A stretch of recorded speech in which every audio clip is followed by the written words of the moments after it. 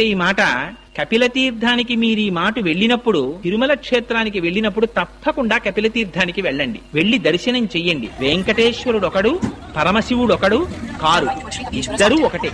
ఎందుచేత అంటే ఏకస్త్వమేవ బహుదా భవభాసి లోకే నిశంకధీర్ వృషభకేతన మల్లినాథ శ్రీభ్రామరి ప్రియ సుఖాశ్రయ లోకనాథ అన్నట్టుగా ఒక పరమాత్మే రెండు రూపాలుగా దర్శనమిస్తున్నారు అక్కడ. అందుచేత రెండు కాదు ఉన్న పదార్థాలు. అందుకని ఆ కొండ ఎంత ప్రాచీనమో కపిల తీర్థంలో ఉన్నటువంటి స్వామి కూడా అంత ప్రాచీనం. ఆ కపిల తీర్థం ఎంత గొప్పదంటే పూర్వకాలంలో ఎప్పుడో కృతయుగంలో కపిల మహర్షి పాతాళ లోకంలో శివలింగాన్ని ఒక దాన్ని వెలిసినటువంటి శివలింగానికి పూజ చేసి ధ్యానం చేస్తుండేవారు. ఆ శివలింగం పెరుగుతూ పెరుగుతూ పైకొచ్చింది. అది భూమిని బద్దలు చేసుకుని పైకొచ్చింది. పైకొచ్చి ఇంకా ఇంకా పెరుగుతోంది. పెరుగుతుంటే కామధేనువు గబగబా పరిగెత్తుకొచ్చింది. బ్రహ్మగారు ఆవు రూపంలో వచ్చారు.